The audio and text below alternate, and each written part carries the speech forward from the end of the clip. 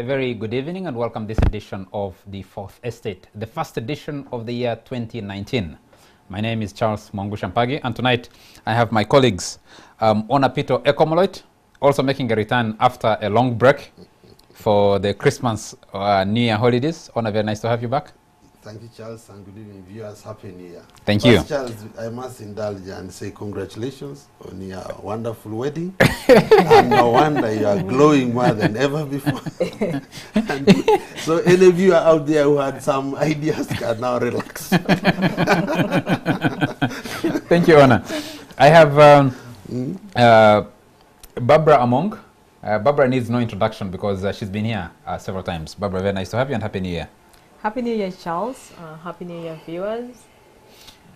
And we have from Makerere University, Professor Barnabas Nawangwe, the Vice Chancellor of Makerere University. Professor, very nice to have you.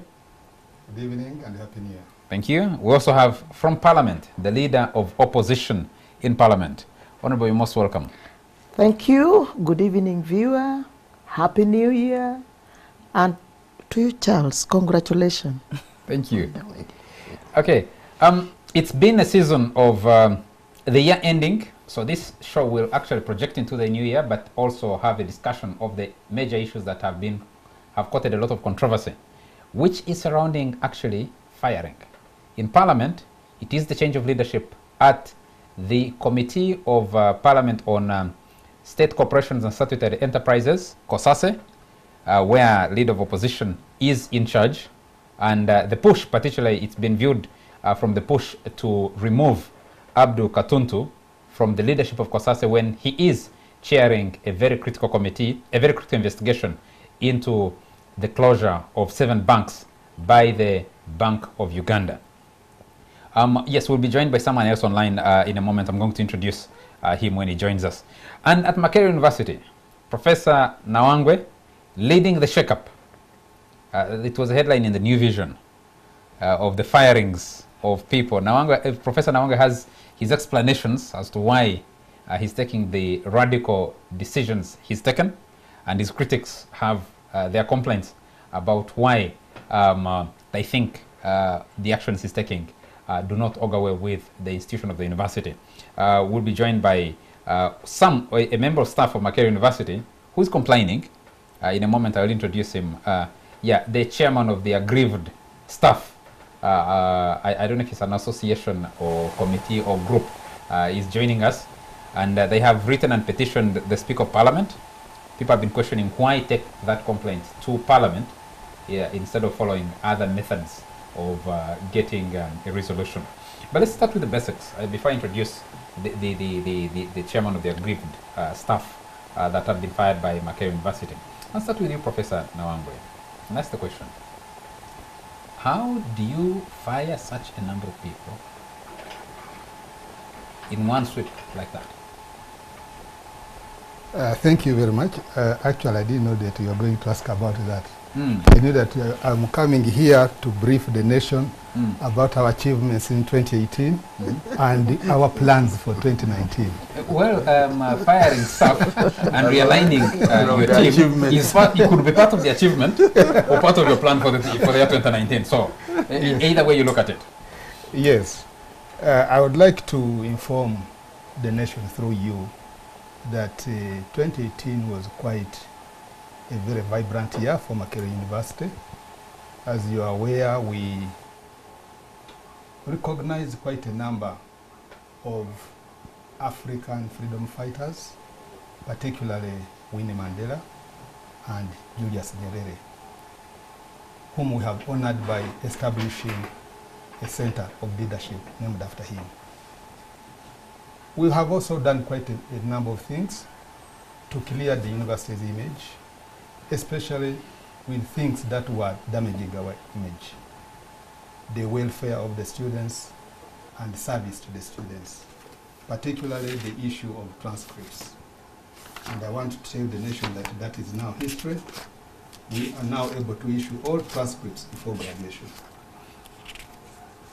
Now, you are saying, how can we fire such a large number of people at the same time? What is large? How many did you fire? Makerere University is 5,000 employees. Yes. And I think 45 were relieved of their duties, or the appointments board simply rectified a situation where they had already left by themselves, absconded. And you realize that these are people who are absconded from as far as 2010, almost 10 years ago. So there was a big backlog of cases that had not been handled. And it is just that they were all now handled to clear that backlog, plus a few new ones. So it's not something strange. So if we had been dealing with these cases, say, every year for those 10 years, maybe 2 would have been sent away every year. So it is not, it's nothing strange. Professor Nawangwe, your critics say, I will come to the achievements and the recognition of some leaders and opening the centers. Yes. Because we know that a few years ago, Makerere University opened an endowment share for the late Professor Ali Mazrui. Yes. And people have been asking what happened to that. So recognition of African freedom fighters on its own does not necessarily project a significant step forward. You also gave professorships and doctorates, honorary doctorates and professorships to a number of people in this town, and people have been asking what exactly happened with that. So let's stick for now with the firings.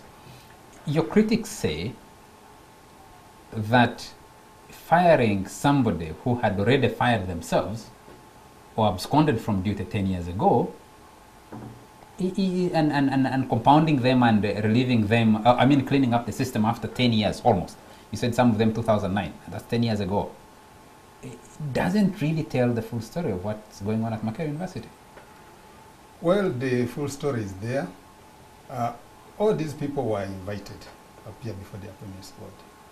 And that is something I want to tell the nation, because there have been a lot of falsehoods saying people were irregularly dismissed.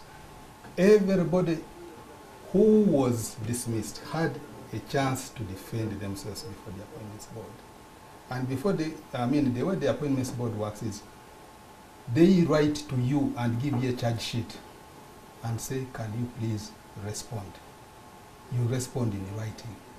After that, they invite you for an interaction. And it is only after that that the appointments board takes a decision. So it is unfortunate that cases were pending for a long time. But that doesn't mean that why were they pending? Why were they pending for a long time? For 10 years. 10 years is not a short time. Well, a lot of these people went for studies. And they kept, corresponding, claiming, I'm extending, I haven't completed here. When actually they had completed, they are working. So it took time before the university could establish the actual position of what was happening with these people.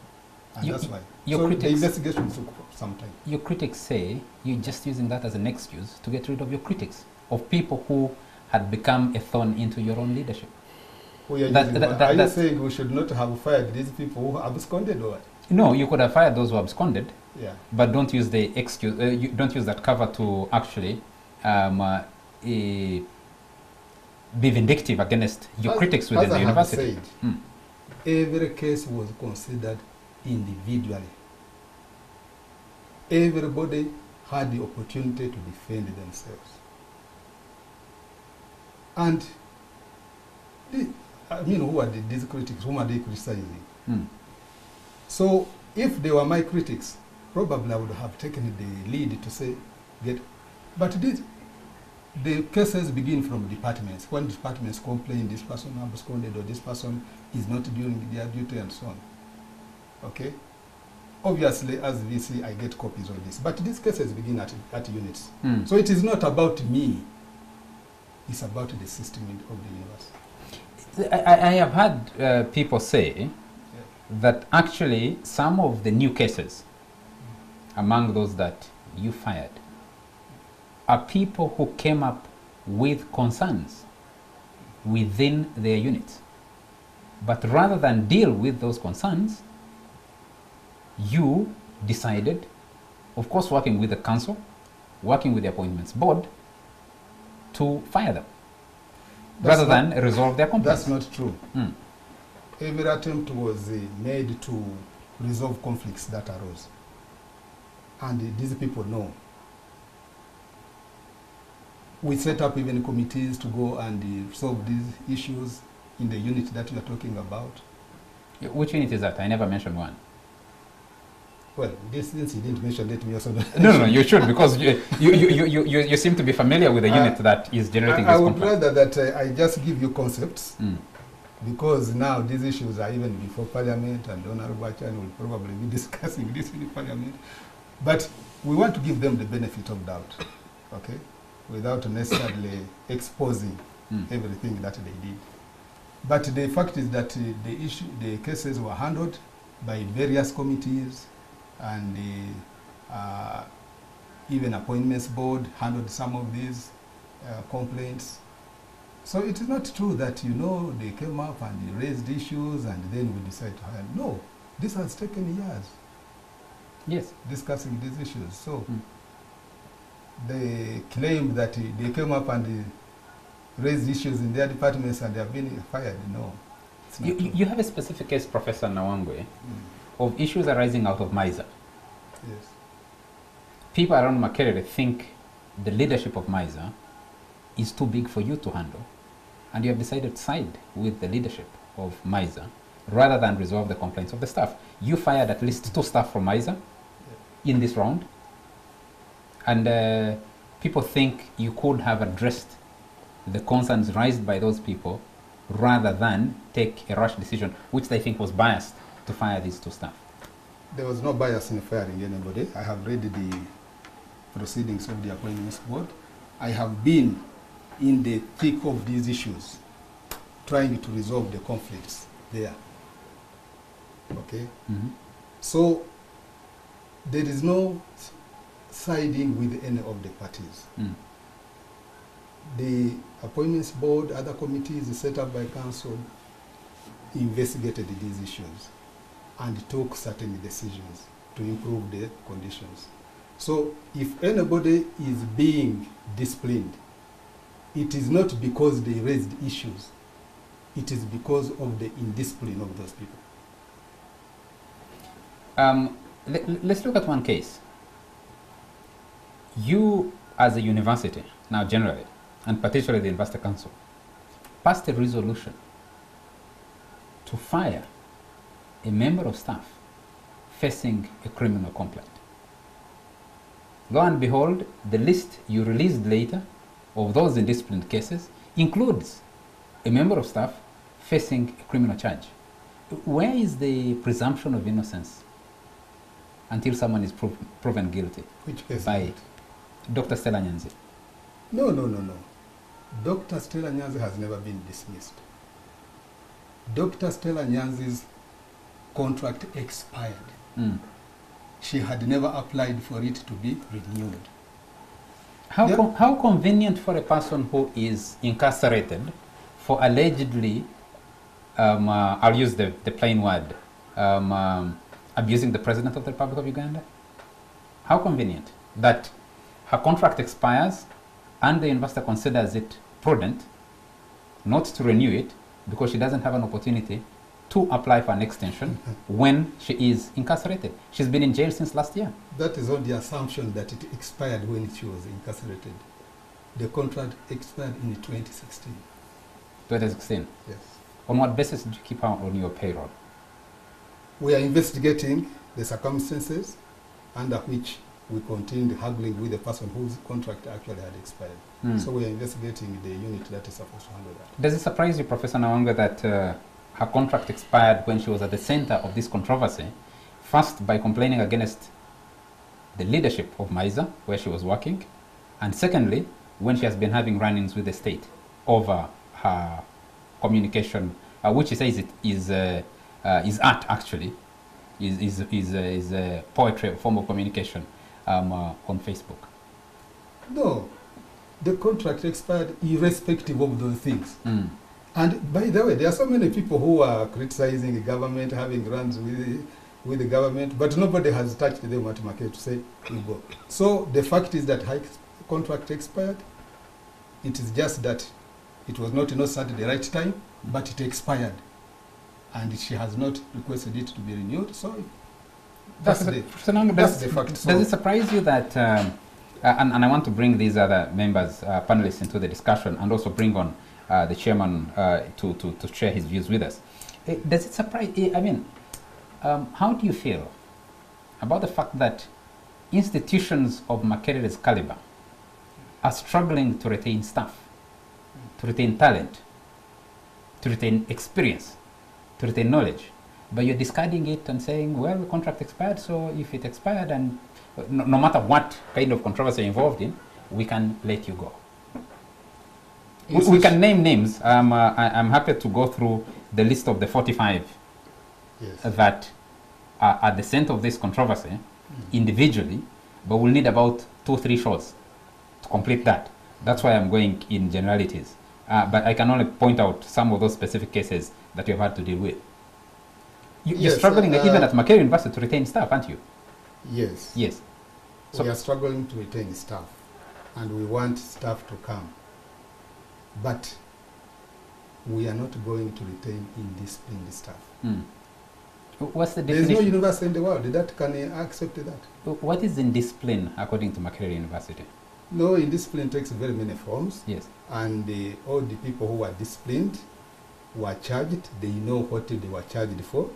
They are free, by the way, to go to the tribunal, which is set up by the council, to appeal the decisions of the appointments board if they think that the cases were not genuine. They are free to do that. Could you point to me an example of an indisciplined case that you dealt with in this particular Abscondment round? is indiscipline. Yes. It's indiscipline. But some of these guys said they never absconded.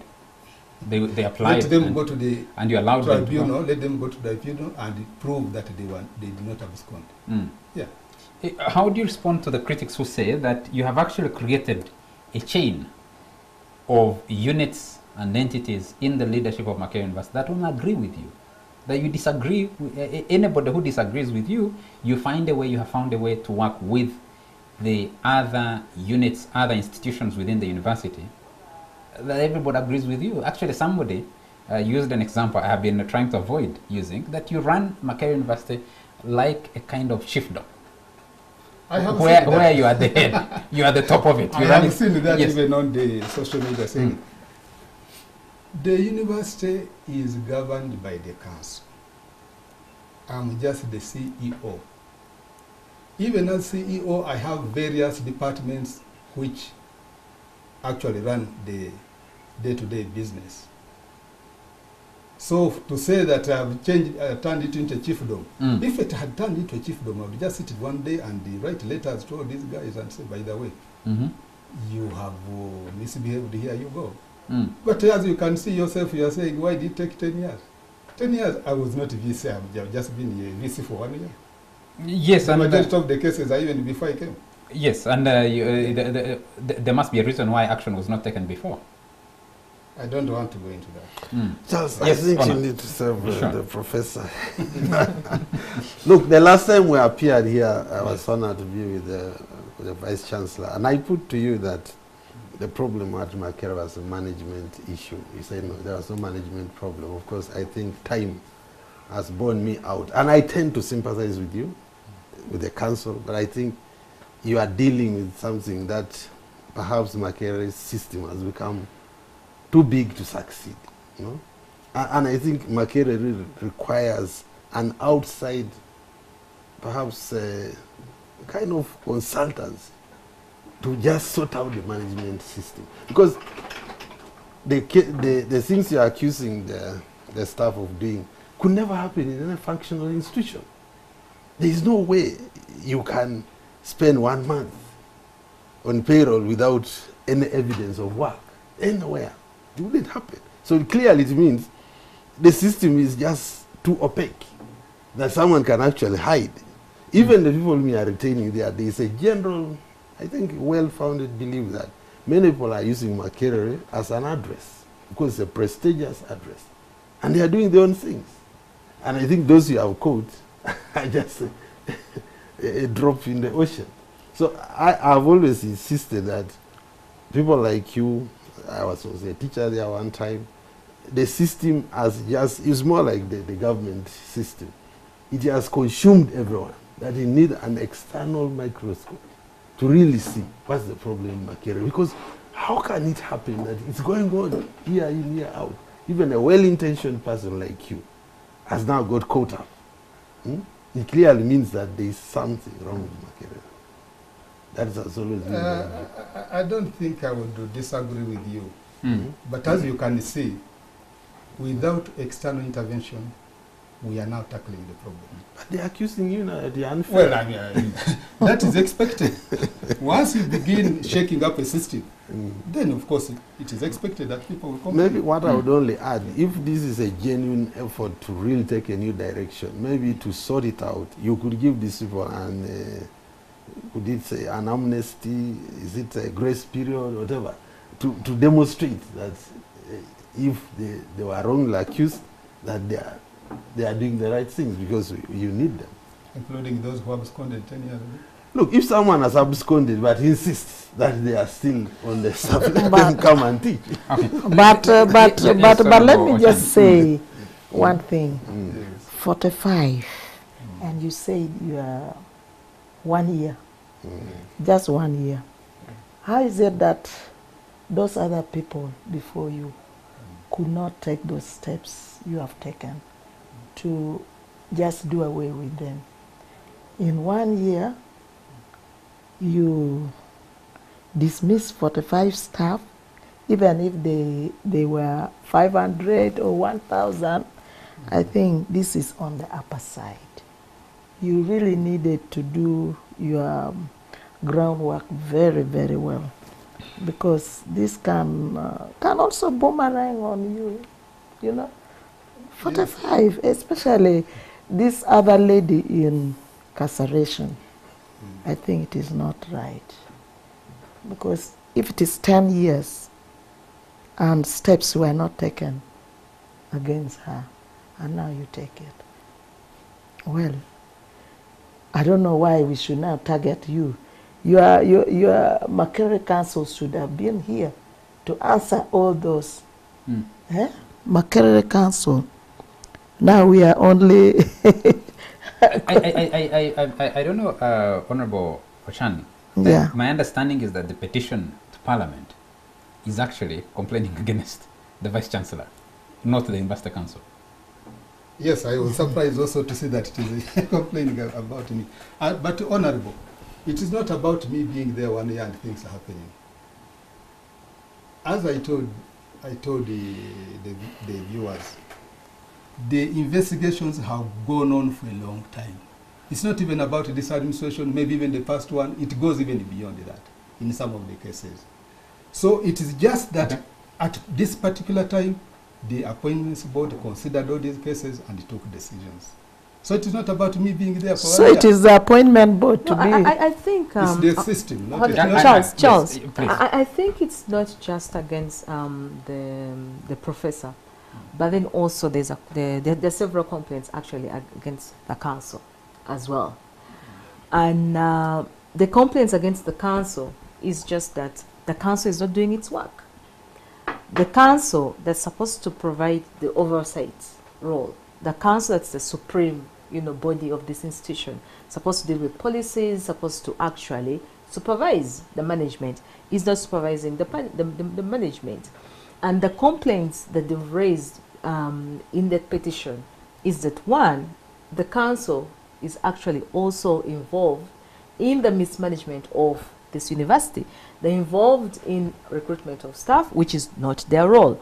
They're involved in the financial management of this university, which is not their role.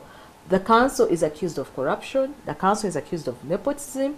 The council is accused of actually working with the VC to undermine staff, to victimize staff.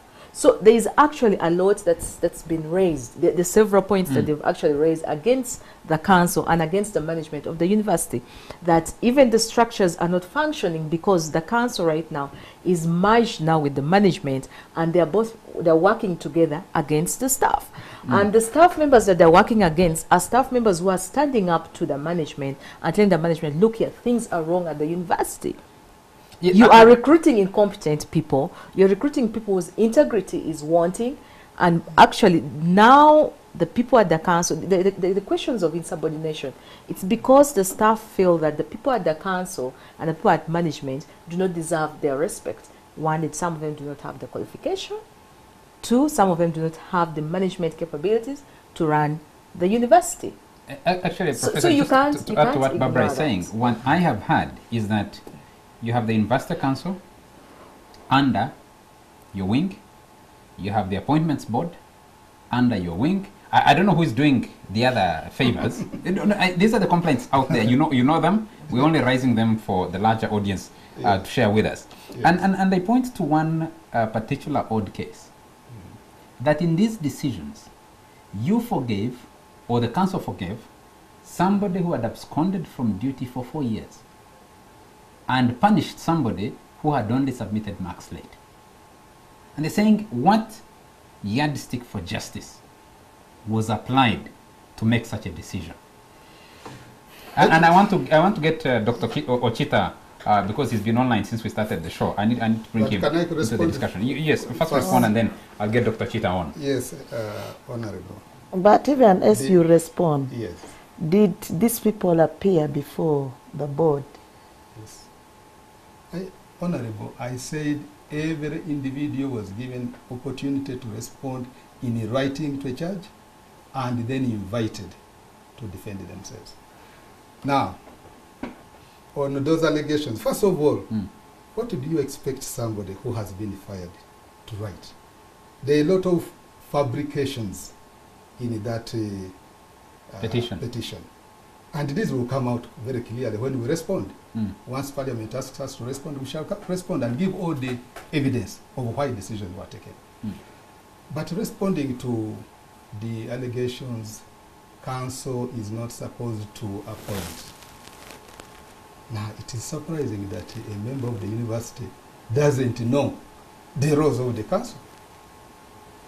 The council is responsible for appointing the top officers of the university. They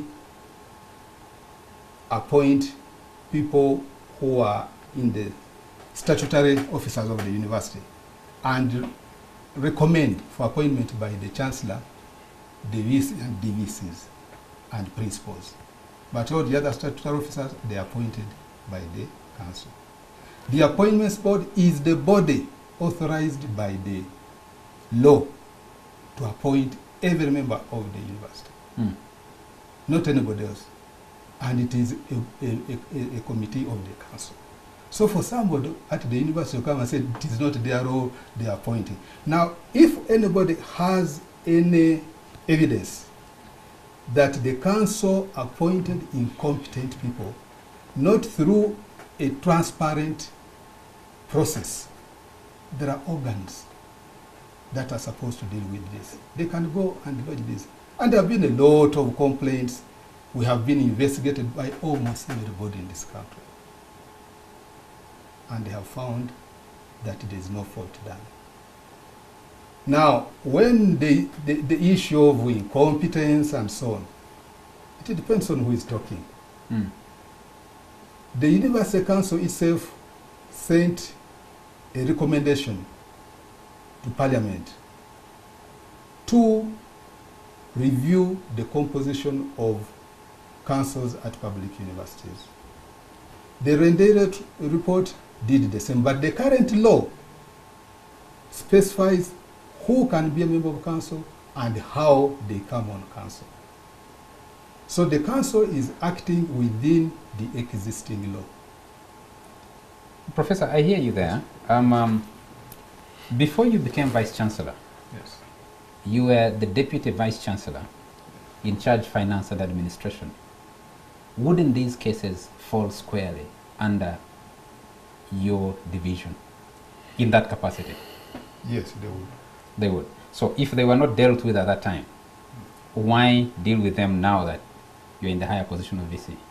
What happened before? You said that I shouldn't deal with them now. No. I'm saying there must be a reason they kept pending. Yeah. Then, when you are directly responsible and they're coming up now, because maybe the position now you hold is an appointed position where your colleagues, members of staff, hold a lot of influence. I didn't get that quite well, but I already mentioned that these cases were even before I was DVC. I found them there. Yes. And we kept investigating. Some of the cases are people who got employment abroad, and getting information takes time. Because you also don't want to act arbitrarily on, as you say, people who could be very useful to the university. And that's why the university moved with caution. Okay.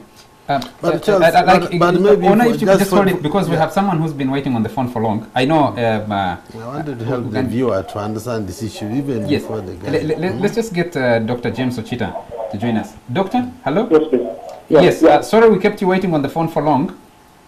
No, it's fine. I'm okay. Yes, but you've been listening to the Vice Chancellor. Yes, please. Yes. How do you respond to the responses that the Vice Chancellor gives to your petition to Parliament and the decisions that were taken by university? Thank you very much, Charles, Mr. Vice Chancellor, Mr. Onapito, and the two MPs. Barbara has been promoted the to Vice Chancellor is a member of, is a public servant. Yes. And the list he holds, the member of the public, is the truth. I can't even begin to unpack the number of defeats that the Vice Chancellor said in this short presentation. Let me begin with the claim that the decisions of the Appointments Board were made regularly and in compliance with the law. The Vice Chancellor said that he has read the proceedings of the Appointments Board and found them to be consistent. Now, my question to the Vice Chancellor is this: why do you use social media to release important decisions of this nature without the affected staff having been communicated to? Why do you post somebody's suspension on WhatsApp? The decisions of our dismissal, suspensions, and terminations were made at 29 minutes past midnight on 22nd December in form of email. Now, the Appointments Board at last sat to consider these decisions on the 11th of December. But the meetings, the series of meetings that led up to that actually had begun way back in mid-November. Now, between that time and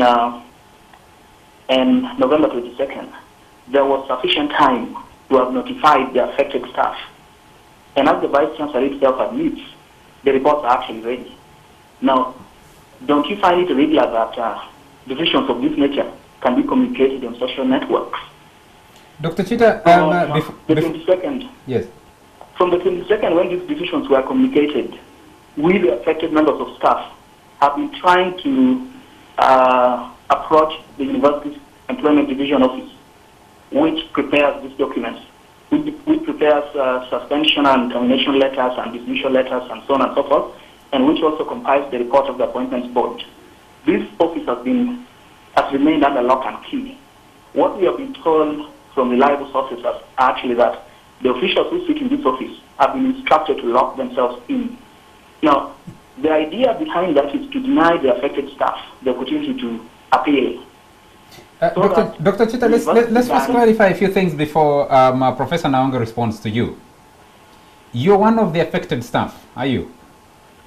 Yes, I am. Yes, you are. The Vice Chancellor has told our viewers and us this evening that you were given an opportunity, that each one of you was given an opportunity to respond to the complaints, specific complaints raised against you. Was that opportunity afforded to you personally?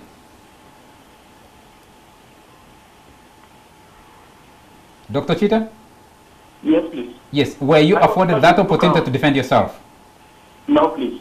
You were not? I was charged with 2 counts. Let me explain, please. Yes. No, I wasn't.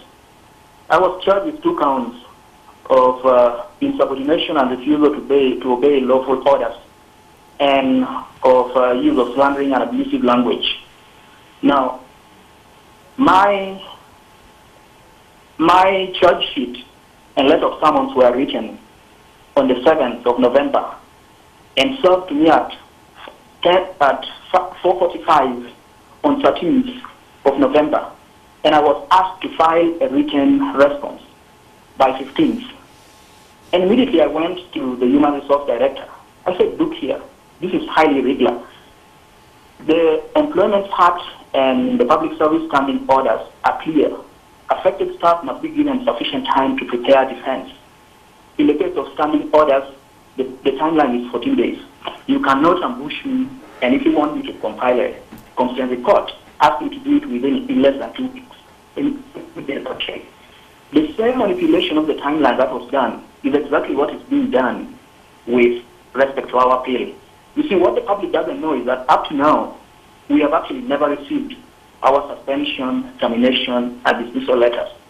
Now, as the VC is saying, these reports are actually ready somewhere, but somebody is hiding them. Now, it raises suspicion as to why a university can take a decision of this magnitude and hide away the information to appoint the members of staff who actually must appeal. And by the way, the Human Resource Manual says that appeal has to be made within 14 days from the notification. Now, there's confusion as to what constitutes notification. Was the email tantamount to a notification? Or actually notification will begin counting from the time we actually served the suspension, dismissal, and termination letters and the report of the Appointments Board on which these decisions were made. Thank you, Doctor. These are issues of technicality which the university is trying to manipulate to deny the affected staff opportunity to compile competent appeals. Because without the details on how the Appointments Board reached the decisions it reached, we cannot make any meaningful appeal. Thank you, Doctor. I need the Vice Chancellor to respond quickly to both your question and these new issues that you're raising. Vice Chancellor, it's back to your court now. Well, I hope now that you are convinced that everybody was given opportunity to defend themselves. Yeah, but yes, a gap of 18 hours, 24 hours is not sufficient time. No, it was not 24 hours. He said he was given on 7th, requested to submit on 15th. He says he received the notification on the 13th and asked to submit a response. I think by that the can 15th. be checked. That can be checked. But everybody was given that opportunity, as I first said. That I hope that we clear. And not only just written, but they were invited, and I know that he appeared. Now, on the question of how communications are made about the decisions of the Appointments Board, it is the practice of the Appointments Board to inform the university community of all decisions made by it. And they informed the university community of all the decisions they had made, appointments, promotions, confirmations, and dismissals. So it was not just about dismissals. And that has been a practice. Now, on the allegation that there are people hiding from offices, I will investigate. But you know, we have been in the holiday, and the university opened on Tuesday. If there is anybody who has not been there when they are required, that can be investigated. Okay. I'll take just a few messages and then we'll take a break. A gift in Nansana says, every person would wish to see Makerere University admired for good reputation across the world. My sixth sense tells me that there is an invisible hand in most decisions that the VC makes, and more so on social media platforms. It's absolutely sad that the professor have made it gravely difficult for some students to freely enjoy their right of expression, among others, most especially those that have divergent views and who goes ahead to share them via different social media platforms. That this gift from Nansana, it says, you run the university like a secondary school. There's a viewer here who says, Professor Nawangwe is my man of the year 2018. Reasons? The disciplinary actions he has taken against demonstrators and lawlessness, indiscipline among members of Makerere University's fraternity, and many reforms he has put in place make him tick. Charles, I like the dictatorial tendency in him. Charles, have you realized that strikes are phasing out of Makerere University? Professor, go ahead with that approach. We are behind you. As for opposition, this is for you, Honorable Betty Chan. As for the opposition, the group is as disorganized as themselves. About Parliament, FDC is dying a political, natural, and slow death. In fact, the emergence of other smaller individual opposition groups, FDC and others, are about to turn into political corpses. This is from Linus Ngompek. Linus Ngompek was an RDC some time back. I'll just take one more message and yes, I think the issue is, why were these people you dismissed, did they continue receiving a salary in the absence? Who supervises them? Secondly, aren't there any avenues for remedy, such as the Minister of Education instead of the Speaker?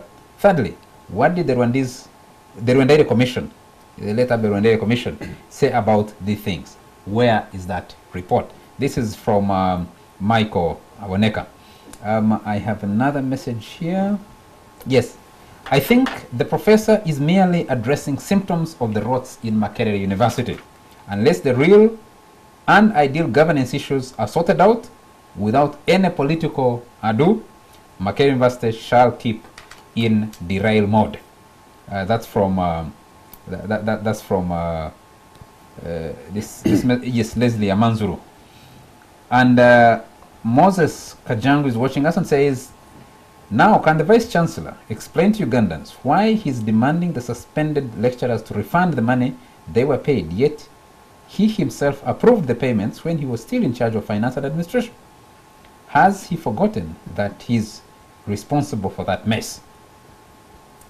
I'll take one moment. Yes, yes, Linus Ngompek, who sent the other message praising you, is still the resident district commissioner for Agago district. He's sent a message to clarify. We'll take a commercial break, and when we come back, Professor will respond to those, and we will shift to discuss the dismissal, the controversy around dismissing the leadership at COSASE. But Professor will also afford you an opportunity to talk about some of your plans for the year 2019. Okay. We'll be right back.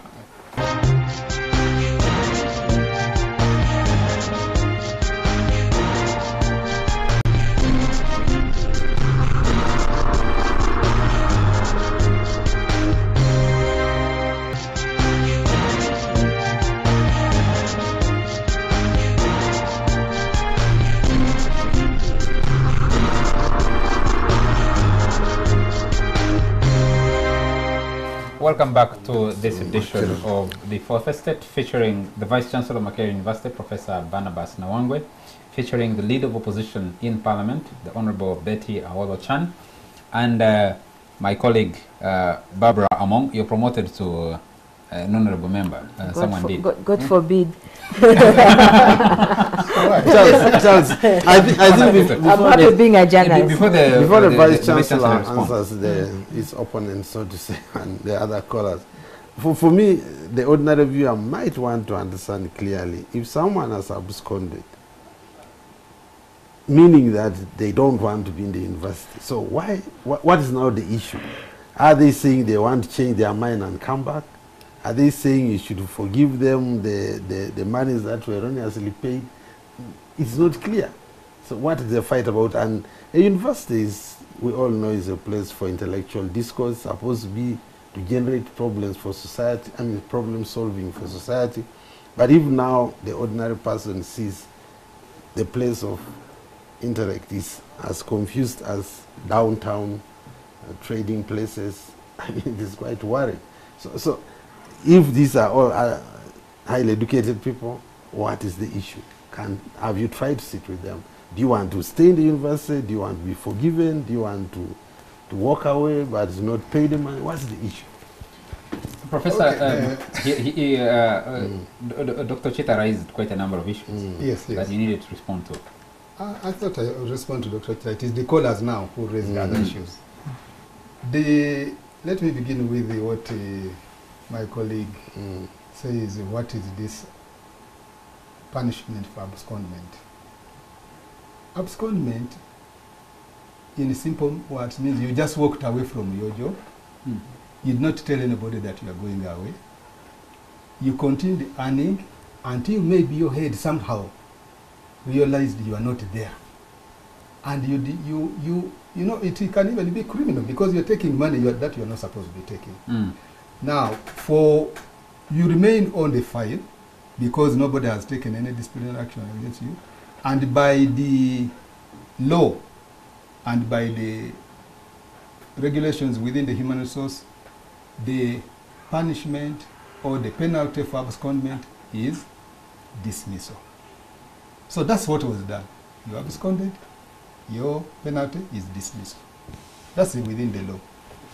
Now, and by the way, so is the person Makerere is saying not a confused place. Makerere is cleaning up okay. to remove the confusion you are talking about. Okay. Well, Professor, much of Makerere in the news hasn't been for the good things that you haven't talked about yet.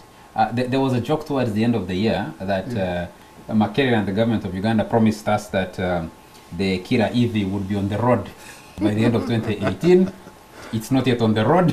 That should have been a positive coming out of Makerere, but it hasn't come out. No, Makerere has never promised. Kira EV became a company owned by government in which Makerere has shares. Makerere has never come and said there will be a vehicle by 2018, but the management of Kira Motors did that. And I think that question can be directed to them. Now, maybe Charles, before the professor proceeds, there is, you talked about indiscipline and you talked about insubordination. When you look at the list of people who are actually dismissed, the people who are dismissed for abscondment, but then also you find a lecturer or you know, who was forgiven, someone who altered marks. And I think that if you're in the process of salvaging the image of the university, in the process of restoring faith in the transcripts that comes out of the university, why would the university forgive someone, okay, just suspend someone who actually altered marks and dismiss someone who absconded, which is the biggest sin here? I thought if we're in the process of salvaging the image of the university, a person who alters marks should actually get out of the university. I want to agree with you, Barbara. The abscondment among all these is probably the least offense. Because that one, somebody just walked away. You can actually just remove them from the payroll. You can even recover your money. That is not a big issue. The big issue is people who damage the integrity of the university. And as you say, the examination system. There is no way anybody who has altered marks in Makerere can be exonerated. But on your list, they have been. What is it on the list? The list says this is the offense for which you are charged. And then the investigations reveal that actually, probably, you didn't do it. So it cannot say you did it, but we exonerate you. It is impossible. So if the person didn't do it, why is the person then suspended? If the person is found innocent, because if you go through the list, there are those who are actually on suspension for actually altering marks for working with students in that process.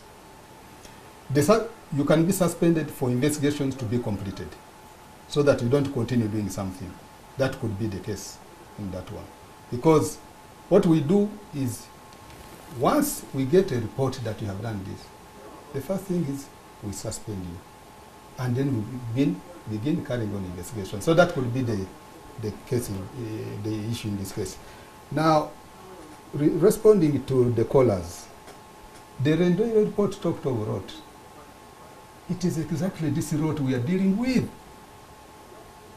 where people just walk away, people bribe to do things, people abscond from duty, people neglect their duty and go and do other things. It is part of the rot, and it is that rot we are working on. Professor, the people watching at Makerere University, and they're saying that they're sending me messages here. Yes, they're saying actually what you're dealing with is not the rot. It is part of the rot. No, that you're selectively presenting it as dealing with the rot when you're not dealing with the rot at Makerere University. That is actually deeply entrenched within Makerere University. And that they think the way that you're dealing with this itself is perpetuating the problem rather than solving it. So getting rid of people who have bribed is perpetuating the problem. Who did you fire for bribing, for bribery? I don't have the list with me, but one of the people was fired for bribing. Another one was fired for fraud. So, which road are we not dealing with? The road might be a lot, and who has said that this is the end of the story? It's not the end of the story. But Now, Professor, the road is going also up to students, that now the students cannot speak. Yeah, I'm Because if coming you to that. speak, I'm coming to that because one of the callers was claiming that. They claim that I'm very active on social media. Now, what do you expect of a modern vice chancellor? That I should be writing, notes and what? That is the modern age. And if I'm to be a vice chancellor of a modern university, I must be active on social media. But Dr. Chita was saying you don't fire people by social media. You don't advertise. Nobody was fired you on you social don't post media. the firing on Yes. social media past midnight before the affected people receive those letters. Nobody was fired on social media. He actually corrected himself and said a list was put the decisions of the appointments board, and I have said that is normal practice, that all the decisions of the appointments board are made, and the Available. staff themselves demanded this. On email? Yes. At midnight? There's a staff mailing. Yes, at midnight. That's what he said. Does it matter what time you send a message? He does. I think he does. I don't know about that. I think it can be sent at any time. Now, so I'm active on social media, and that's true. People say I'm one of the active. Vice Chancellor. Probably I'm the most active in the whole of this continent on social media, and I'm proud of that. And the students appreciate. By the way, the students themselves are coming and say, hey, we didn't know that you were trying to do something that would be useful for us. Because the image of the students was getting damaged. We had reached a stage where students would form roadblocks on campus and demand money from motorists. The highest level of indiscipline. And we said no to hooliganism. Did you say no to hooliganism, or you said no to dissenting political voices at Makerere University? No, we have never said both among the student community and among the teaching staff. I mean the staff at Makerere University, by getting everybody to toe the line and suppress divergent opinion and take away Professor and take away Makerere's old leadership in shaping the political debate in this country. That's what you're criticizing. Actually, what is happening is that we are regaining that leadership in the political debate and moving away from hooliganism. There is a difference between intellectual political debate and hooliganism. Very clear difference. We are regaining that. You know very well, and you were there, you moderated it very recently. Yes. Very interesting. We held for the first time the geopolitics of Kampala, which brought together people of geopolitics of actually East Africa, not just Kampala. No, it was the geopolitical, the Kampala geopolitical conference. Yes. Yes.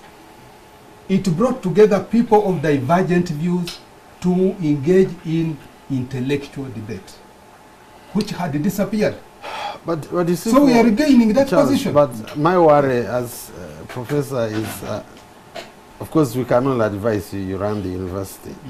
No, I mean, if you allow yourself to get into a siege situation, which I think your critics or the people you have sacked are trying to drive, you can't win knowing the environment in Makerere. Makerere, unfortunately, has also been drawn into typical Ugandan kind of fights, which are typical in the transport sector, border and all this. And if you allow Makerere to go that road where, unfortunately, you can't win, doesn't mean you are wrong. So you perhaps may need to also moderate on that element of thinking that you can beat those who are wrong because they are wrong, you know? Well, because this is the second time we have been here and we're almost talking about the same thing. Last time it was with the lecturers who are fighting, saying this now again is people who are sacked. So, I get that. So you are going in cycles of fighting and you are not now actually doing the work of running the university and improving the students. I don't believe that I'm under siege by anybody.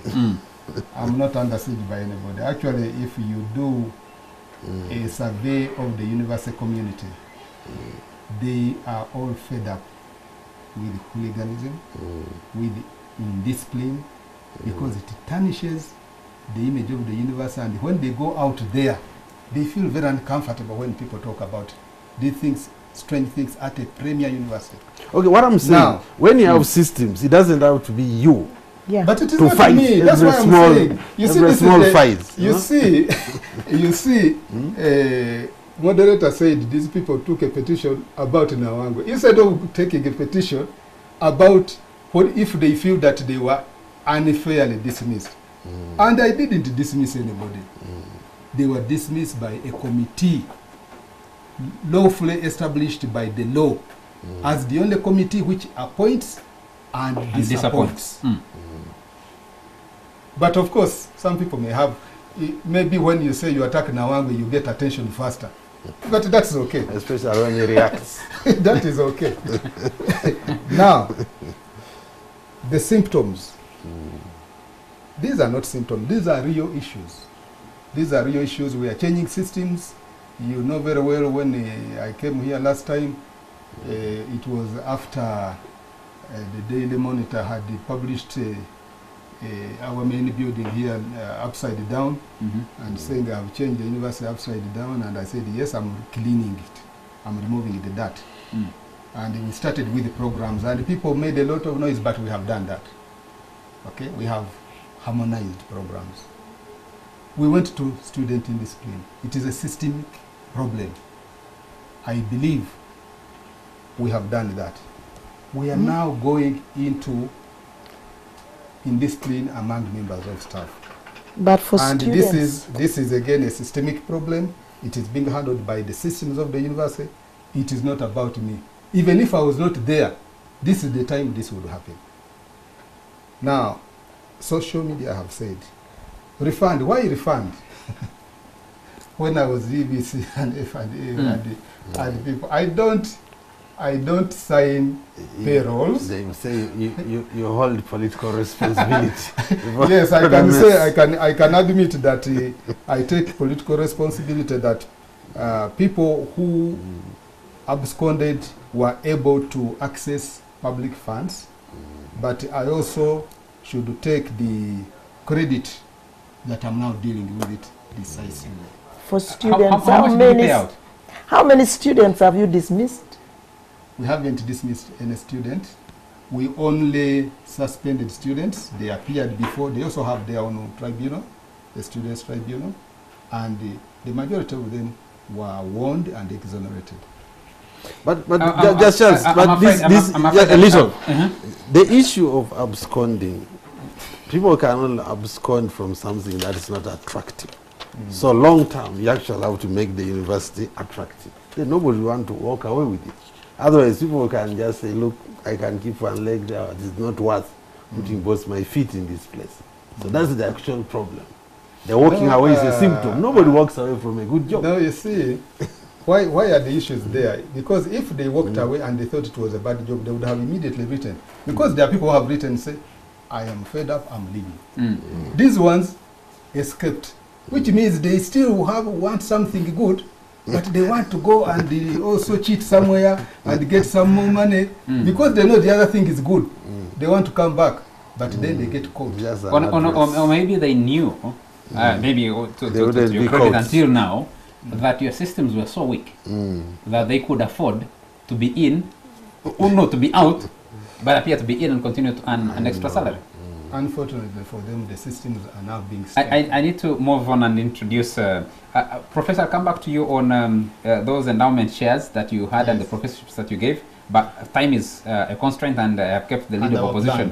Yes, I have kept the lead of opposition here for a long time, and having discussed one of the other most contentious issues is the change of leadership of committees in Parliament, which is the COSASE committee now, which is at the center. I know the changes are wider than that, but the COSASE committee is at the center of the current controversy, and we need to understand why you are taking the decision, and the Speaker has made a ruling on it, whether that is settled or not. But we'll do that after a very short commercial break.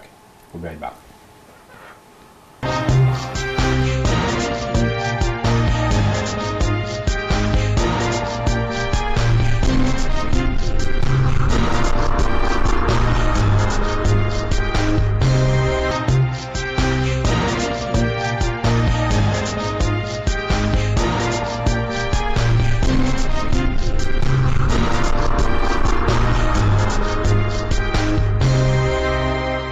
welcome back to this last segment of the Fourth Estate.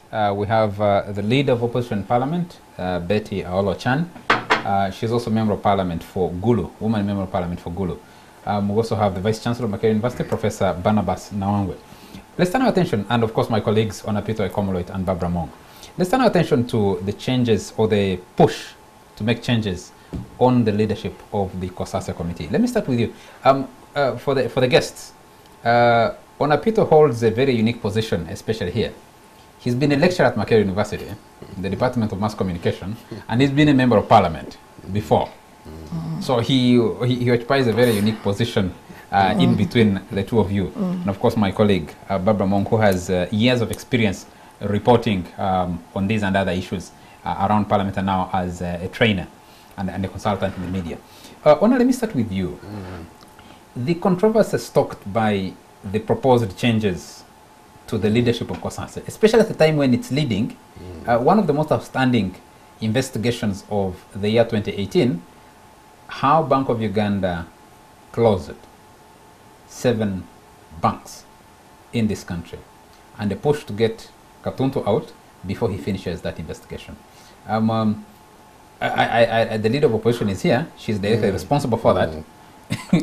Yeah, thank you. First of all, let me just respond to this. FDC is dying. We'll come to that. First, respond to the COSASE issue. COSASE you issue. Respond to the comment. Yeah, you know, Parliament is guided by rules, and even the Speaker herself cannot make a final ruling out.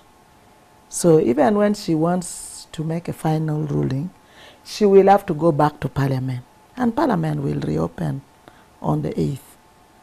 And you know what gives Speaker a lot of power is the mess that is there always.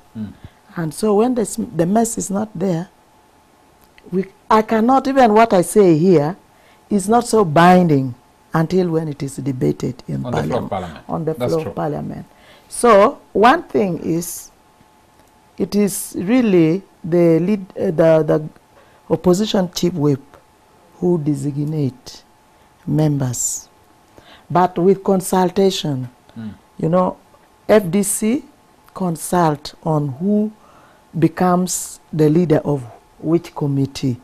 So in consultation, so we wait for Honorable Semuju to give also a final position on Tuesday, the 8th. I just would like to... What is the outstanding controversy? Let's start from there. What's the outstanding controversy? First of all, this is my 3rd term in Parliament. Yes. And what we want to do is... And it's your first time as Leader of Opposition. And first time as Leader of Opposition. But of course, I've been following a lot of things in Parliament. And this is the only time that we have that controversy. When it came to NRM side, leadership was changed. No. Even for... Honorable Leader of Opposition, yes, respond to the controversy around COSASE. Yeah, even around COSASE. No.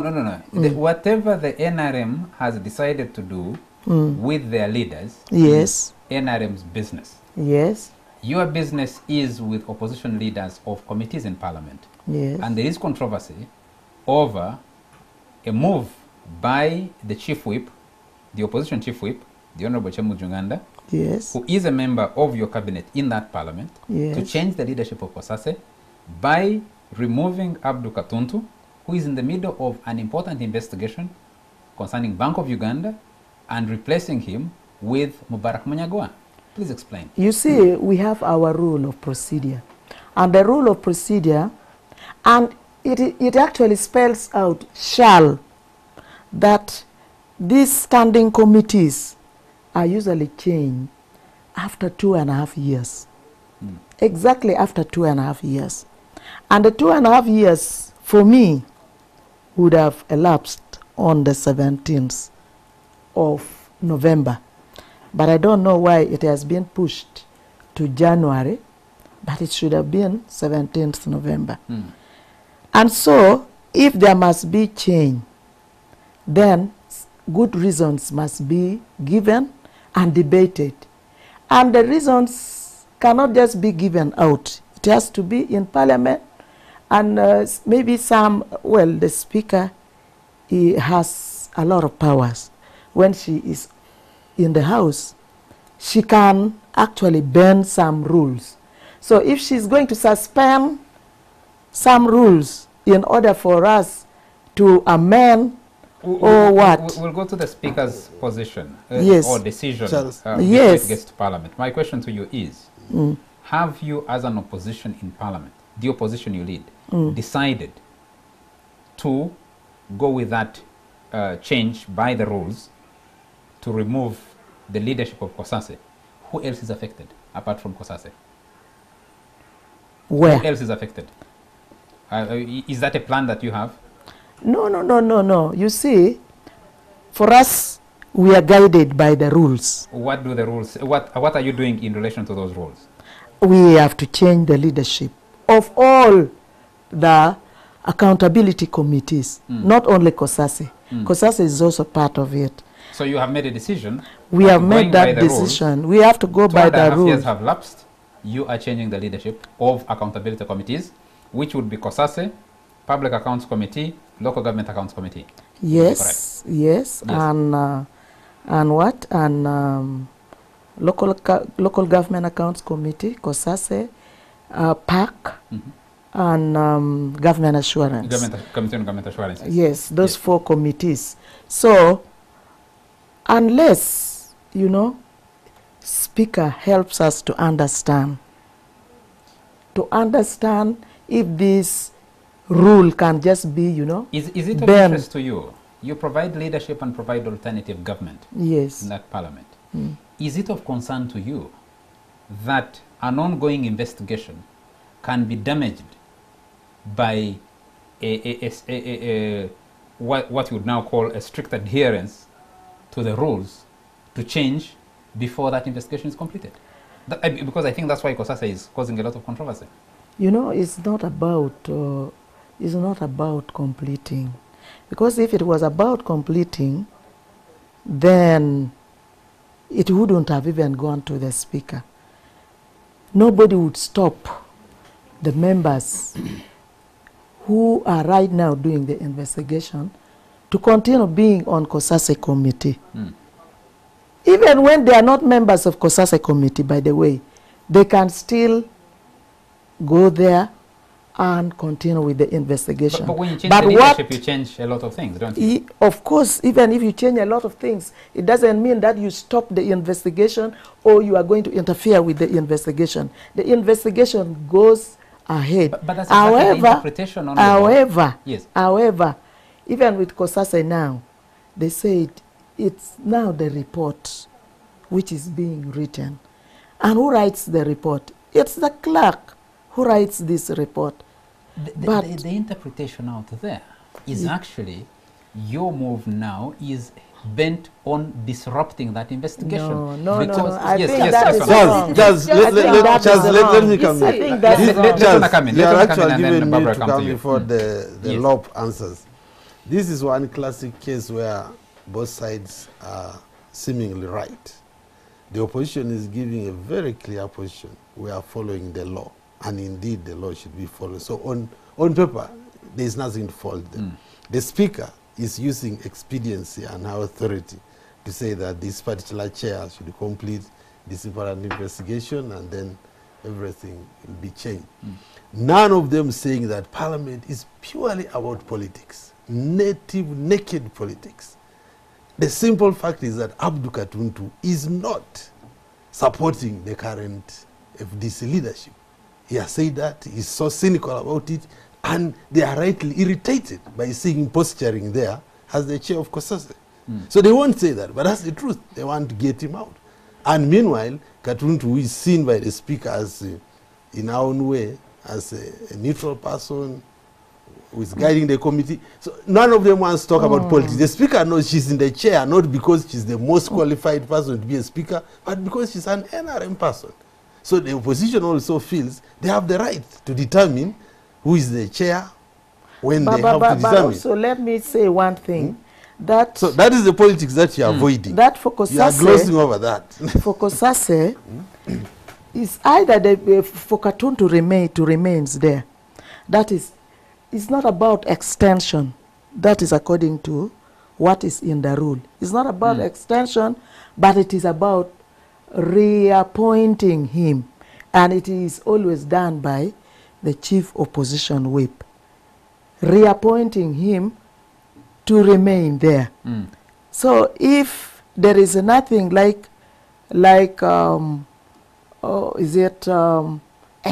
extension, how do we bring extension now? It is a contentious issue, but personally for me, I would think Katuntu still has all the authority to go and continue with that investigation. If the investigation is not yet complete, they can still go and do that. But he must give the way to Munyagwa. You're trying to be politically correct by saying that Katuntu can continue when you put another chair. Whom you're of course, he will not continue as a chair. You're going to demand that the new chair asserts himself immediately he takes over. Yes. And that means the old chair will not have room to do anything. Maybe as Ona says, you're genuinely irritated by the fact that he doesn't support your leadership as leader of opposition and doesn't support the leadership in I want to just say one thing that you people must understand. I once worked with the grassroots community as a rural development worker.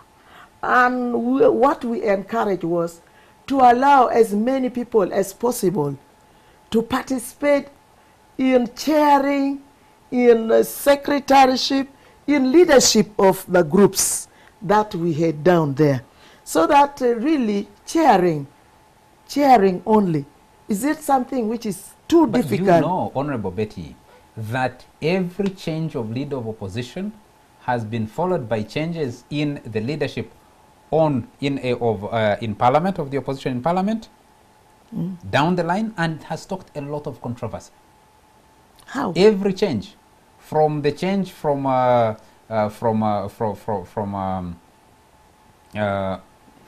Mafabi Kassiano Wadri? no, at that time, yes, yeah. Kassiano Wadri, a lot of controversy. Kassiano Wadri was never LOP. No, he was never LOP. He was a chairman of for the leadership of PAC. There was a lot of controversy. But even at LOP, the change from I'm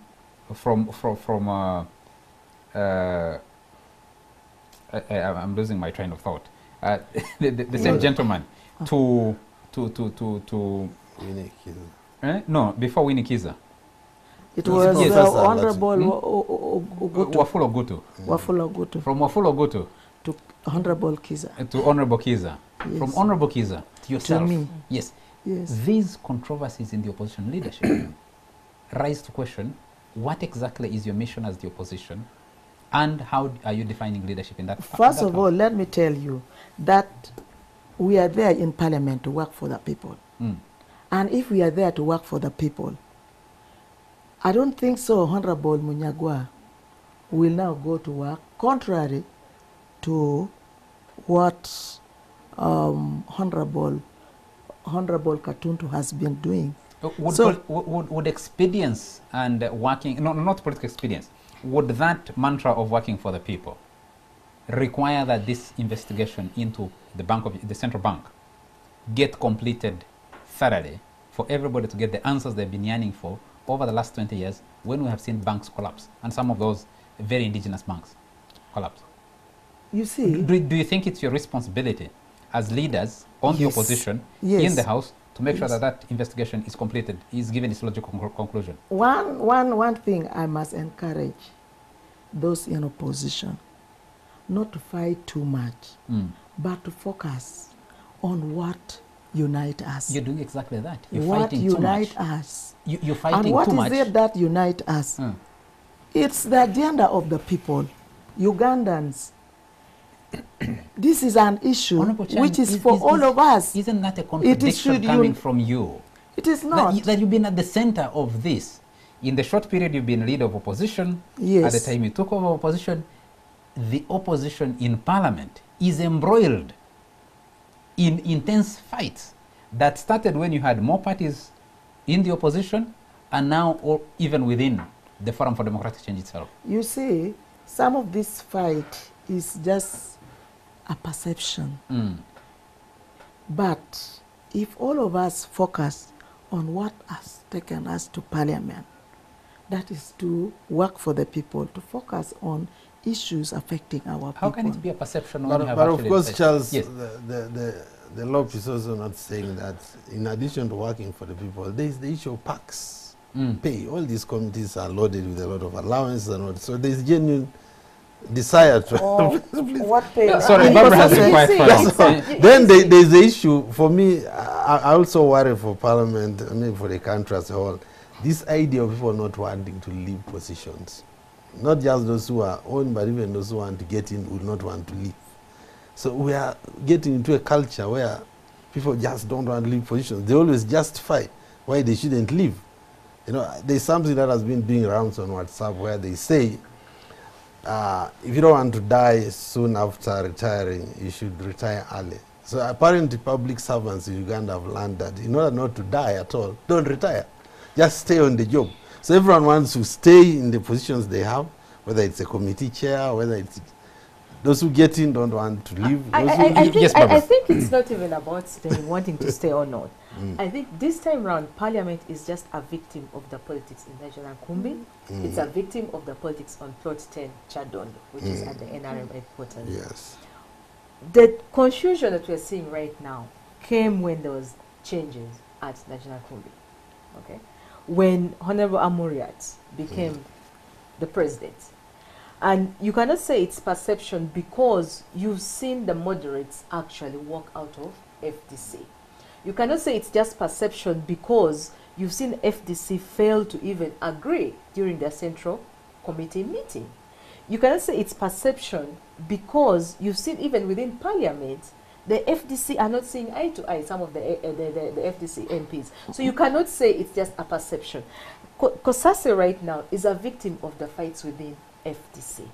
And that is being extended right now to every aspect, to outside Kampala, to the grassroots and all No, that. no, no, And I don't also, agree. Honorable, what is happening right now is that there's a leadership gap, that there should be no crisis. Absolutely. There should be no crisis, absolutely, with this decision which was made. It's for the leader of opposition and for the Speaker of Parliament to come and sit together and engage in a discussion and say that this is the proposal that you've made, this is what we think, and the two of them should actually provide leadership. People discuss this and it's solved. There should be no crisis. The crisis is happening because there's a crisis in FDC, and that crisis is being transferred to Parliament. So Parliament right now is just a victim. I don't think so that there is any crisis because we closed Parliament when there was no crisis. And it is just what happens in the media that is bringing crisis. And for me, I am telling people that Parliament does its work on the floor of Parliament. So whatever I say here must be taken back to the House. And really, I even don't want this conflict where we start to fight with our boss. So whatever she also said in media, I think is not a final position. A final position will be in the House. Then we will be guided by the rule of procedure. And the rule of procedure, and by the way, Speaker is the custodian of this rule of procedure. So we will be guided by that. And in case there is a need for dialogue, why not? But to think that Honorable Amuriat, who is now our party president, is the reason why there is a lot of fight. No.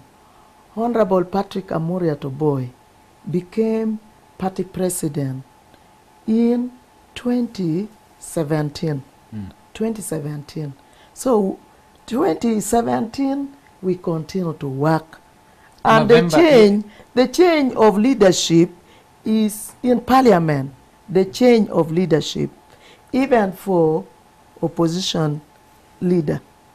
is usually halfway, even for COSASE and other accountability let's committees. put context to what you have said. Those are usually done halfway the term of Parliament. Patrick 1.5 2.5 years. Yes, Patrick Amuriat Oboy became leader of FDC at the end of November 2017. Yes, at the end of November, or at the end of 2017. So he's given himself 1 year to also make the changes that we are seeing today, including appointing you leader of opposition in Parliament. So he's been acting, and many people perceive that he's been acting also against those he perceived as opponents who did not agree with him. No. As a matter of fact, the person you replaced, the person you replaced as leader of opposition no longer effectively belongs to FDC because she is identified with new formation. I cannot speak for her. I can't speak for her. But the facts speak for themselves, but don't they? the facts speaks for themselves. And you know, each one of us is entitled. So you're continuing the cleanup. To his or no, you're continuing the cleanup. It's not about the cleanup. leadership. You know, right now in Parliament, I want to tell you, in Parliament is continuing the cleanup of people who did not support him, of people they suspect do not belong at the core. I'm told the formations you have in FDC, those FDC conquer and those FDC dilute, that you're continuing that cleanup, and Abdul Katuntu happens to be the latest. But Charles, do you know that Honorable Semuju in Nabole, is it Nambole, did not support Patrick Amuriat Oboy. I was in Nambole during that election, yes. Yeah, so do you know that? Yes. Is he not right now opposition chief whip? He realigned himself. Didn't so anybody could have realigned him or herself. Yes, anybody could have. As a member of Parliament, do you feel it is right to change that leadership at the center of this? I mean, at a time when there is this CRISPR investigation. You see, I have already told you that it is the rule. It is not me. It is not the opposition chief whip. And probably that was why at the end, when we were closing, that was on the 23rd, the Right Honorable Speaker said, I will request, because she knew about the rule which was there. At that time, I was not in the house. I right to request. So we may decide to sit down to see that this, especially these COSASE issues. No, the rule can only be bent when we are in the house. Yes. But the rule can be bent. The rule can be bent. It is the speaker who is the custodian of this rule. You have been in Parliament for 3 terms now. Yes. And in those 3 terms, you have bent almost every rule in that constitution as this Parliament, as the Parliament, haven't you? That is why I told you that if we want to ban it, we cannot ban it out of Parliament. We go to Parliament. Did you watch the video that they are not the WhatsApp video that the leader of COSASE designate sent from, I think, India? Did you watch? Have you watched it? Who? The member of Parliament for Kawempe, Baraka Munyagwa.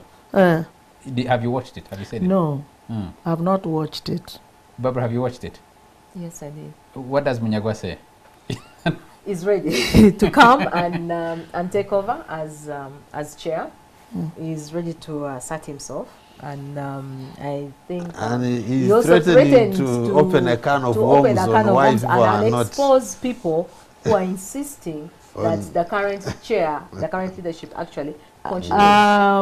He says there's a hand actually behind it, and there's a lot that he needs to. I think we should not go that extreme. We need. But Honorable, you cannot say we cannot go that extreme. When the people you supervise, when Honorable Munyagwa is out there actually mudslinging other members of your cabinet, when he's out there saying these people have personal interests, that's why they're insisting on leading this committee, COSASE. And actually, when you speak to Honorable Katuntu, he says that you have actually never spoken to him, never written to him, neither has his president, Honorable Amuriat, written to him, spoken to him about him not being the chairman of COSASE. What he's hearing is hearing it on radio, he's hearing it on TV, and it's on social media. So why is it that you've not actually communicated to him But about Barbara, this? Barbara, Let me tell you. no, No, Barbara, I sort of disagree. Yeah. If these are the leaders, how can So how come his leaders have just never, hold have on? never How can a communicated? member demand to be spoken to instead of speaking to the If leaders? you're firing me, then Well, write to me and fire Well, me. I'm afraid we are constrained by time. Firing. It is not about firing. It's just a demand of the rule of procedure. Exactly. That So why after two has and a that half demand not been years, communicated to Of him? course, I'm very Okay. sure that communication is usually done in I'm Parliament. afraid our for time that is change. running short. We need to be getting For out that of here. change, I told you it has been delayed. I don't know why it has been delayed. That the change will take place on the 13th of January 2019. So that communication will come, but I have already seen communication from opposition chief whip on my desk about the designation of those the leadership of the committees. So he will also receive it. So it is wrong to think that we have not been communicating. Our time has run out, and I need to give the Vice Chancellor one more opportunity, but also have a lot of messages to read from our viewers. This one says, the leader of opposition is being utterly dishonest about change of committee leaders as a matter of end of term of service. The truth is about politics of loyalty. Let LP tell us when she met or called Honorable Katuntu over this matter. Yeah, have you spoken to him? Of course, you know, speak what? What do I speak before even the time? At least I went with, is it Secretary General, to the Speaker to find out how is, when are we going to have the change of this leadership. So how can I communicate to Honorable Katuntu? There are procedures, and those procedures, we have to follow them. It is not me to speak to him. It is even not speaking, it's actually writing. And it is the opposition chief whip. How do you lead the opposition if you're not communicating to your members, especially those chairing important committees like accountability committee? By the way, if somebody say I have not spoken to my people, I think that is wrong. At least with it means that it's not they are not your person. Yeah, with Honorable Katuntu, when I call everybody, that all those in opposition should come. He even sent a message on my phone that he was committed somewhere.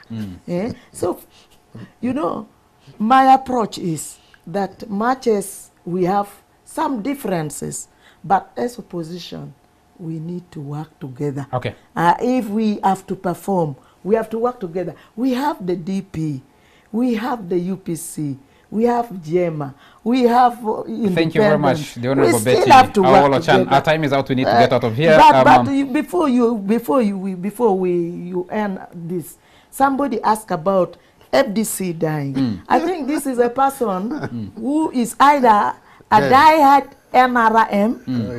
If FDC is dead, how is it that the regional police commander of Western region would actually issued statement that Ankole is no-go area for FDC? Is that not because FDC is being feared? How is it that Honorable Semuju organized a rally in his constituency and he was completely blocked? The beauty with death is that the beauty with death is that it defines itself.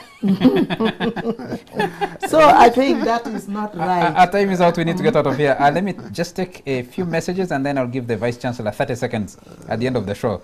The two ladies, that is yourself and the Speaker, are just showing power. They can meet and discuss this issue instead of each party issuing orders and threats. That's a message from Imokola. There are many messages for the Vice Chancellor, but I'll read this very long one.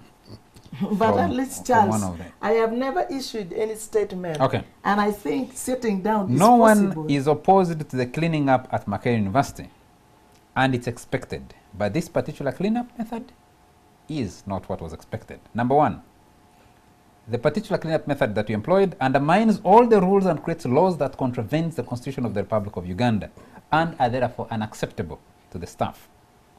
The cleanup targeted critics of your management style, of the VC's management style, and silences those who identify matters of staff and public importance and are suspected. Let the system define the cleanup. Let systems define the cleanup. What took management and council 4 years to notice that staff had absconded for 10 years? We had complained of ghost workers as staff associations and they denied it. Is this proof that we have ghosts on our payroll at Makerere University? This usually affects the distribution of enhancement money from government. Number 5, what about the cleanup related to land grabbing, corruption, and reported projects overheads, corrupt recruitment mechanisms? Doesn't the Vice Chancellor think that these practices undermine staff effort and result into low morale? Number 6, while DVC F&A, Professor Dumba accused Professor Nawangwe before Chairman Council that he was undermining him to the extent of accusing him of organizing student demonstrations in power struggles. How come he was not interdicted? Why can't he institute a conflict or dispute resolution mechanism as is required in modern HR practices and as recommended by the Rwendeire Committee? Number 7, who pays the bills that accrue from ill disciplinary decisions, and why can't managers take responsibility of the ill advice of or decisions they make as required by law? Makerere University pays close to 3 billion in litigation fees, and yet the research budget on issues of national significance is 600 million. Isn't this reason enough for change of leadership style towards the system approach and early warning? Number 8, why does the VC push staff decisions of last resort? Why does he attend to staff grievances? Why doesn't he attend to staff grievances early? Why does he create the Nyanzis of this world who are usually left with no choice but strip naked for management and public attention? Stella Nyanzi, lastly. Stella Nyanzi has a permanent contract and she did not have to renew any contract. What I don't want to accept are serious mistakes made by the leadership of Makerere University. That's a litany of complaints from just one WhatsApp message. There are others about how you have dismissed students and given them terms they cannot walk out of just for the sake of being readmitted when you have suspended them. Someone sent a message and said, then someone pointed to a letter you wrote to KCCA over Lord Chancellor, Lord Councillor Doreen Nyanjora on the question of indiscipline. And they say all these points to how you're dealing with the issues at Makerere University. Now, I want to give you the last opportunity on this show. Yes, I know the person who wrote that. How did you know you haven't looked at my phone? I know the language and the issues being raised, which, of course, I've told him is indisciplined. But, first of all, the research budget for a leader of an association to allege that Makerere's research budget is 6 million. 600. 600 million. It means is completely out of... What's your research budget? Spends close or even slightly over $30 million on research every year. Is that so for him not to know that... Is that research funded by the university or includes money by other research, other funding It is research sources? On the university's research budget. It doesn't matter where it comes from, but that is the university's research budget. $30 million. That's why you see that Makerere is ranked second in research in Africa. Otherwise, how would it be possible? So let him go back and do some research before he comes and talks things he doesn't know. Now, there is no illegal process that was undertaken by the appointments board. I explained in detail what happens, and one of the people affected confirmed that that actually happened. The appointments board is the body charged with appointing and disappointing staff, and they went through the legal system. So he should stop telling lies, which he's telling people every day. Now let me go. I don't think I should waste more time on that. Let me go and, since you said I have limited time. Yes, I give you 30 seconds. Let me once say this. Makerere University is a great university. It has some of the brightest minds on this continent. The brightest students, the brightest professors who are doing a lot to solve problems of society. And you know that this is happening on issues of HIV, Ebola, conflict resolution, alternative seeds to address climate change. There are people there working day and night to solve the problems of this country, of this region, of this continent. That is the university I want to promote. I'm not going to promote a university of hooliganism. Now, the plans we have for 2019, we want to complete our strategic plan because we are completing our past strategic plan, and we want to be even more research intensive as a university. Okay. So that we can Thank more you. meaningfully contribute to our national. Thank you very much. Our time is out. We will invite you another time to come and engage with us on some of these. I am interested in that question of the endowment shares and the professorships that you gave and how much money is coming in from alumni of Makerere University, including people like Onapito. Maybe they, I don't know how much you're reaching out to them. And leader of opposition. We'll have an opportunity to discuss that. Let me just end with this message from Nicholas Singova. He says, not all is lost. The Vice Chancellor is absolutely dapper in that well-cut suit. He looks young and handsome. Commend him. That improves the image of Makerere University. Our time is out. We need to get out of here. Thank you very much, Professor Barnabas Nawangwe. Thank you very much, Onapito Ekomloit. Thank you very much, Leader of Opposition in Parliament, the Honorable Betty Aolo-Chan. I would have loved to say one thing. I'm afraid my time is not my Even best when ally. your time is up, that for this year, we have to work together as opposition. I encourage all the opposition to be friendly and work together. And then Thank NRM will bury you together as just for Thank you very much to Barbara Among. And thank you very much to all our viewers for joining us tonight and always, and for the support you've given us over the years. We pray that you continue supporting us as the show by giving us your feedback. Let the debates on Makerere University and on the changes in Parliament, especially in the opposition, continue on our social media platforms, on Twitter, on WhatsApp, and on Facebook. From me, thank you very much to the production crew that stay up late to deliver this show to you. You can watch a replay of this show on Wednesday afternoon at 2 o'clock, and then we'll have another live show next Sunday. From me, it's a good night, and wish you all a very happy New Year.